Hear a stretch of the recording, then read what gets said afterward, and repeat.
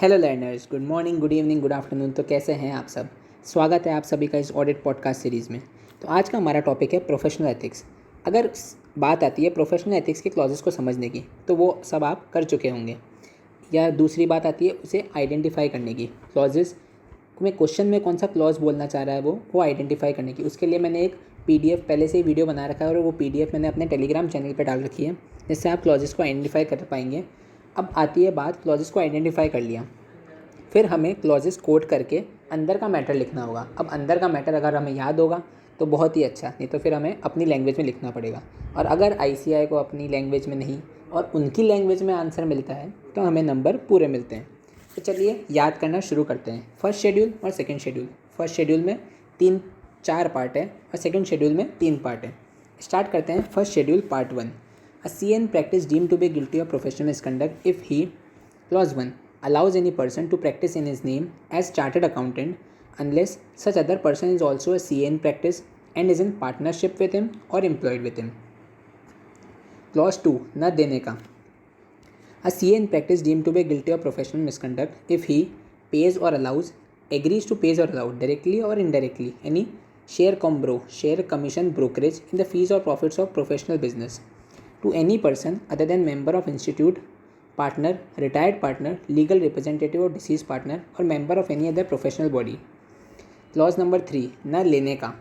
A CA in practice deemed to be guilty of professional misconduct if he accept or agrees to accept any POPP, any part of profits of professional work of a person who is not a member of institute. अब आता है clause number 4, न partnership enter करने का. A CA in practice deemed to be guilty of professional misconduct if he enters into partnership in India or outside India with any person other than CA in practice or such other person who is a member of any other professional body having such qualification as may be prescribed. अब एक ये line है, अगर आप ये exam में coat करते हैं, ये क्लॉज का क्वेश्चन आता है तो ये इम्पैक्ट अच्छा डालेगा एग्जामिनर पे. तो लाइन क्या है? Including a resident but for his residence abroad would be entitled to be regarded as member under section 415 whose qualification are recognized by C or C, central government और council. Clause number 5, ना solicit करने का, ना गलत तरीके से काम secure करने का. क्लॉज नंबर 6 आता है ना सॉलिसिट करने का. ना सॉलिसिट करने का मतलब a CA in practice deem to be guilty of professional misconduct if he solicit मतलब आस्किंग क्लाइंट और प्रोफेशनल वर्क आइदर डायरेक्टली और इनडायरेक्टली बाय कैपी मतलब सर्कुलर, एडवर्टाइजमेंट, पर्सनल कम्युनिकेशन और interview or by any other means, provided that nothing herein constrained shall be construed as preventing or prohibiting any CA from securing, applying, requesting, inviting professional work from another CA in practice. और second है member from responding tender or inquiries. कहाँ पे वो member enquiries को respond कर सकता है? जहाँ पर अगर मिनिमम फ़ी प्रिस्क्राइब कर रखी है या फिर वो टेंडर ओपन है other professionals along with CA. अब आता है क्लॉज नंबर 7, न एडवर्टाइज़ करने का. A CA in practice deem to be guilty of professional misconduct if he advertise his professional attainment or services or uses any designation or expression other than chartered accountant on professional documents, VSL, visiting card, letter head, sign board recognised by C और C, central government और council. Clause number 8, पुराने auditor को communicate करने का. A CA in practice deemed to be a guilty of professional misconduct if he accept a position as auditor previously held by another CA in practice without first communicating with him in writing. Clause number 9, 139, 140, 141 का compliance ensure करने का. Clause number 9, CA in practice deemed to be guilty of professional misconduct if he accept an appointment as auditor of a company without first ascertaining the requirements of Section 225 of Companies Act and fails to comply with Section 139, 140, 141 of Companies Act. Clause number 10, percentage basis पे फ़ी charge नहीं करने का. Exception दे रखा है section number 192 में. A CA in practice deem to be guilty of professional misconduct if he charges or offers to charge, accept or offers to accept professional employment fees which are based on percentage of profit which are contingent upon findings except as permitted under regulations in this act, except as permitted by regulation under this act. Clause number 11, a CA in practice deem to be guilty of professional misconduct if he, दूसरा business नहीं करने का, engage in any business or occupation other than profession of chartered accountant unless permitted by council so as to engage, unless permitted by council so as to engage. लेकिन वो अगर किसी company का director बन रहा है, not being a managing director or whole time director, unless he or any of his partner is interested in such company as an auditor. Now clause number 12, a CA in practice deem to be guilty of professional misconduct if he allows a person not being a member of institute in practice or member not being his partner to sign on his behalf or on behalf of firm any balance sheet, profit and loss account, report or financial statement। Clause number 1 में member in practice, employ और partner दोनों allowed है, लेकिन clause number 12 में member in practice और partner ही allowed है, employ allowed नहीं है। तो अब फर्स्ट शेड्यूल पार्ट 1 के सारे क्लॉजेस एक बार याद कर लेते हैं। तो सबसे पहले फर्स्ट क्लॉज तो हो गया कि भी आप पे प्रैक्टिस नहीं कर सकता। फिर सेकंड क्लॉज से न देने का, न लेने का, न पार्टनरशिप एंटर करने का, न गलत तरीके से काम सिक्योर करने का, न सॉलिसिट करने का, न एडवर्टाइज़ करने का, पुराने ऑडिटर को कम्युनिकेट करने का। 9th में 139, 140, 141 का कंप्लाइंस इंश्योर करने का। 10th परसेंटेज बेसिस पे फीस चार्ज नहीं करने का, एक्सेप्शन गिवन है 192 में। और 11 दे रखा है दूसरा बिजनेस नहीं करने का। अब आता है part 2, A member of institute shall be deemed to be guilty of professional misconduct if he, being an employee of company, firm or person, न देने का और न लेने का। तो पार्ट क्लॉज 1 क्या कहता है? pays or allows, agrees to pays or allows directly or indirectly to any person share in the emoluments of employment undertaken by him। Clause 2 क्या कहता है? न लेने का मतलब accept or agrees to accept any part of FPG, fees, profits or gain from lawyer, chartered accountant, broker engaged by such company, firm, person, agent, customer of such company, firm or person by way of commission or gratification।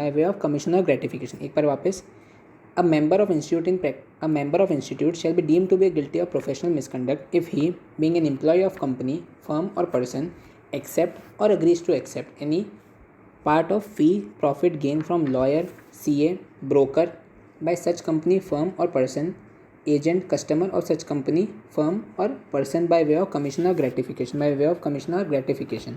अब part 3, FFF, औकात नहीं भूलने का, जो information मांगा है चुपचाप दे देने का, राइट अप फॉल्स नहीं भरने का।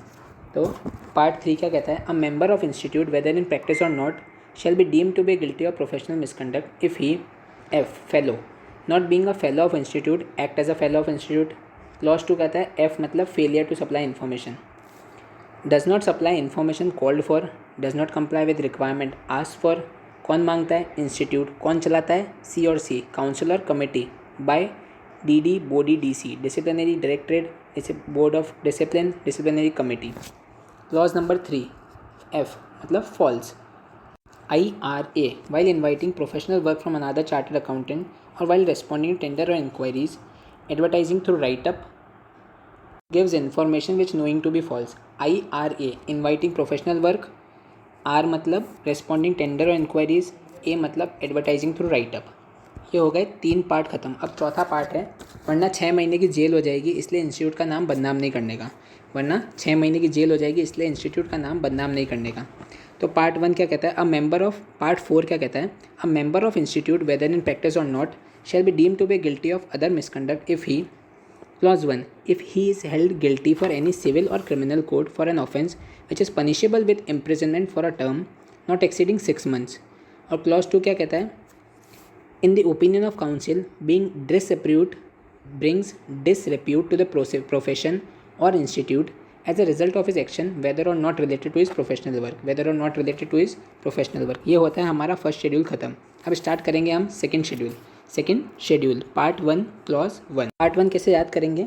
CCCOMG, एविडेंस भी नहीं लिए, स्टैंडर्ड्स कंप्लाई भी नहीं किए, क्लाइंट का पैसा सेपरेट बैंक अकाउंट में भी नहीं डाला। ये सर सानिध्य सराफ ने मेमोरी टेक्निक दी है। तो CCCOMG, एविडेंस भी नहीं लिए, स्टैंडर्ड्स भी कंप्लाई नहीं किए, क्लाइंट का पैसा सेपरेट बैंक अकाउंट में भी डाला।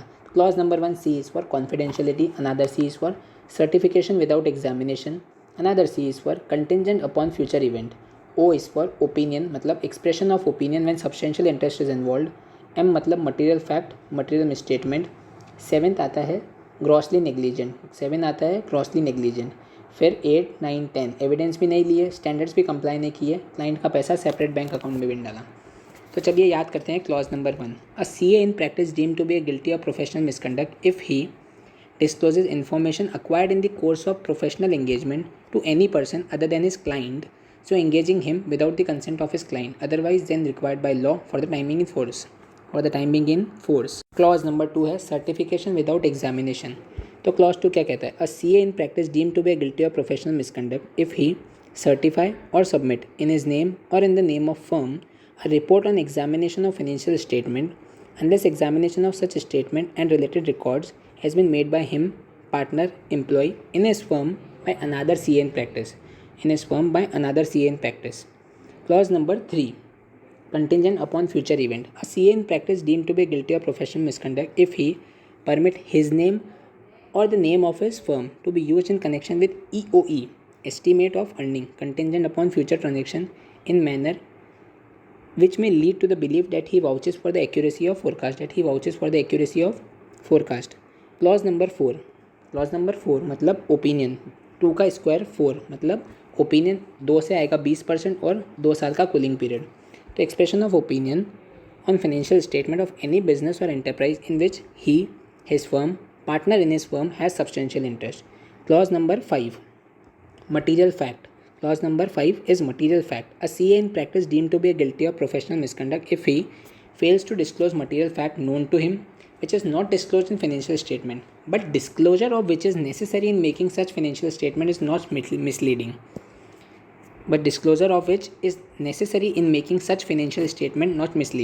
Clause number 6 is material misstatement. A CA in practice deemed to be guilty of professional misconduct if he fails to report a material misstatement known to him which is appeared in financial statement with which he is concerned in professional capacity. Clause number 7 मतलब grossly negligence. A CA in practice deemed to be guilty of professional misconduct if he does not exercise due diligence or is grossly negligent in the conduct of his professional duties. Clause number 8 evidence भी नहीं लिए. A CA in practice deemed to be guilty of professional misconduct if he fails to obtain sufficient information which is necessary for expression of opinion or its exceptions are sufficiently material to negate the expression of opinion. Clause number 9 fails to invite attention to any material departure from GAPA, generally accepted procedure of audit applicable to circumstances. Clause number 10 client का पैसा separate bank account में भी डाला, तो fails to keep money of his client other than fees or remuneration के अलावा जो कि एक्सपेंड करना था सेपरेट बैंक अकाउंट में, or to use such money for purpose for which they are intended with the reasonable time. तो ये होता है हमारा सेकेंड शेड्यूल पार्ट 1 के 10 क्लॉजेस ख़त्म. अब आता है part 2. Member of institute whether in practice or not shall be deemed to be guilty of professional misconduct if he. Clause number 1 क्या कहता है? क्लॉज नंबर 1 है RPG, contravenes any regulation made thereunder provision of this act or guideline issued by council. Clause number 2, being an employee of company, firm or person discloses confidential information acquired in the course of his professional engagement except as and when required by any law for the time being in force except as permitted by law. अगर कोई भी confidential information disclose करता है जो उसने अपनी employment में acquire करी है, except जो law के द्वारा required है या फिर employer ने खुद ने permit की है. Clause number 3, a member of institute whether in practice or not shall be deemed to be guilty of professional misconduct if he सिर्फ झूठी information includes any statement as a statement, information are written or form submitted to. कौन मांगता है? Institute. कौन चलाता है? Council और committee. किसके द्वारा? DD body, DC disciplinary directorate, board of disciplinary committee, which are knowing them to be false. अब आता है clause number 4. A member of institute whether in practice or not shall be deemed to be guilty of professional misconduct if he defalcates or embezzle money received in his professional capacity. अब आता है part 3. Part 3 क्या कहता है? A member of institute whether in practice or not shall be deemed to be guilty of other misconduct if he is held guilty by any civil or criminal court for an offence which is punishable with an imprisonment for a term exceeding 6 months. हमने पढ़ा था first schedule के clause 4 में, first schedule के part 4 clause 2 में 6 महीने तक, और यहाँ पे 6 महीने से ज़्यादा है तो सेकेंड शेड्यूल में कवर हो जाएगा पार्ट 3 में, for a term exceeding 6 months. तो यहाँ हमारा फर्स्ट शेड्यूल और सेकेंड शेड्यूल के सारे क्लॉसेस को लर्न करके ख़त्म होता है। इसको आप रिकॉर्डिंग को बार बार सुनेंगे तो आपको अंदर का सारा मैटर याद होता जाएगा। तो ये आप इसको रिकॉर्डिंग को किसी भी ऑथर की बुक के साथ रेफ़र कर सकते हैं, क्योंकि मटेरियल सारा का सारा मैटर सब में सेम लिखा हुआ है। बस आपको ये बार बार सुनना और सारे क्लॉजेस को दिमाग में डालना है। तो कुछ अब ऐसे पॉइंट की बात करेंगे जो कि हर एक क्लॉज में लिखना ज़रूरी है। अगर लिखेंगे तो आपको इम्पैक्ट अच्छा पड़ेगा एग्जामिनर पे। तो क्लॉज 1 की बात करते हैं, फर्स्ट शेड्यूल पार्ट 1 क्लॉज 1। तो इसमें लिखा हुआ है, अगर ये क्लॉज सेफगार्ड प्रोवाइड करता है पब्लिक को against unqualified accountant practising under the cover of qualified accountant, provide safeguard to the public against unqualified accountant practising under the cover of qualified accountants. Clause 2 में क्या पॉइंट है, अगर ये point लिखना है आपको, it is not nomenclature of transaction that is material but is substance of transaction which is to be looked into. It is not nomenclature of transaction that is material but it is substance of transaction which is to be looked into. First schedule part 1 clause 8 क्या कहता है, professional reasons क्या क्या हो सकता है audit accept नहीं करने के। सबसे पहला है non compliance of section 139 140 of companies act, non payment of undisputed audit fees except in case of sick unit, और issuance of qualified report. Qualified report भी एक्सेप्ट की जा सकती है। क्वालिफाइड रिपोर्ट दे दी तो भी ऑडिट एक्सेप्ट की जा सकती है अगर वो सेटिस्फाई है कि retiring auditor was not proper and justified. अगर उसे लगता है कि retiring auditor qualified report issue कर रहा है for good and valid reasons, refuse to accept audit, तो वो मना कर सकता है ऑडिट रिफ्यूज़ करने के लिए। ऐसा कोई रूल रिटन या फिर अनरिटन नहीं है जो ऑडिटर को रोक सके अपॉइंटमेंट एक्सेप्ट करने से। तो अब बात करते हैं फर्स्ट शेड्यूल के पार्ट 4 क्लॉज 2। तो क्लॉज 2 में क्या लाइन लिखनी है, अगर आपको ये क्लॉज का क्वेश्चन आता है तो एक लाइन आपको मेंशन करनी होगी, CA is expected to maintain highest standards of integrity even in his personal affairs and any deviation from these standards even in his non-professional work would expose him to disciplinary action, और कोई भी answer start करने से पहले आप section 21 को coat कर सकते हैं of chartered accountant act 1949 provides that a member is liable for disciplinary action if he is guilty of any professional और अदर मिसकंडक्ट। अब बात करते हैं सेकेंड शेड्यूल पार्ट 1 क्लॉज 3। अगर वो प्रॉफिट फोरकास्ट प्रिपेयर कर रहा है तो 3 चीज़ें लिखनी होगी हमें। बस सर हमें पता है, B for basis of forecast, A for major assumption made in arriving at forecast so long as it does not vouch for the accuracy of forecast, S मतलब सोर्स ऑफ इन्फॉर्मेशन। अब अगर clause number 7 due diligence का question आता है तो ये line quote करनी, It is a vital clause which get attracted whenever it is necessary to judge whether accountant has honestly and reasonably discharged his duties. HRD, honestly and reasonably discharged his duties. The expression negligence covers a wide field and extends from frontiers of fraud to collateral minor negligence. The expression negligence covers a wide field and extends from frontiers of fraud to collateral minor negligence. अब बात करते हैं disciplinary proceeding के case में। A member is liable for disciplinary proceeding if he is guilty of professional or other misconduct. तो सबसे पहले complain आने के बाद जो भी फ़ीस होगी डिसिप्लिनरी डायरेक्टर को फ़ीस दी जाएगी और कंप्लेन फाइल की जाएगी against CA to disciplinary directed. या तो वो गिल्टी होगा या फिर नॉन गिल्टी होगा। अगर नॉन गिल्टी हुआ तो बोर्ड ऑफ डिसिप्लिन के पास जाएंगे, या तो वो एक्सेप्ट करेगा, अगर मैटर एक्सेप्ट कर लिया तो मैटर क्लोज हो जाएगा, अगर रिजेक्ट किया तो एडवाइस करेंगे डिसिप्लिनरी डायरेक्टरेट को टू इन्वेस्टिगेट फर्दर, तो फिर वो प्रोसीड कर सकता है अगर मैटर फर्स्ट शेड्यूल का है, और रेफ़र करेगा डिसिप्लिनरी कमेटी को अगर सेकंड शेड्यूल का है। अगर वो गिल्टी पाया जाता है और फर्स्ट शेड्यूल में तो बॉडी के पास जाएंगे, मतलब बोर्ड ऑफ डिसिप्लिनरी के पास। गिल्टी होता है तो रिप्रिमांड डांट लगाएंगे, उसको रिप्रिमांड पे लेंगे, उसका नाम 3 महीने तक रिमूव कर दिया जाएगा और फीस लगेगी, उस पर फ़ाइन लगेगा उसको 1 लाख रुपये तक का। लेकिन अगर सेकेंड शेड्यूल या फिर दोनों का होता है तो जाएंगे हम DC के पास, ये बहुत स्ट्रिक्ट होते हैं। इसके पास जाएगा डायरेक्टर DC के पास, डिसिप्लिनरी कमेटी के पास। अगर वो गिल्टी हो गया तो रिप्रिमांड पे लेंगे, उसका नाम परमानेंटली रिमूव कर देंगे या फिर कितनी भी ड्यूरेशन के लिए रिमूव किया जा सकता है, और फ़ाइन लगेगा 5 लाख रुपए तक का। और अगर गिल्टी नहीं पाए गए तो मैटर क्लोज कर दिया जाएगा। अब मेंबर अपील फाइल कर सकता है या फिर डायरेक्टर अपील फाइल कर सकता है 90 दिन के अंदर अंदर किसको? एपेलेट अथॉरिटी को। तो एपेलेट अथॉरिटी क्या क्या ऑर्डर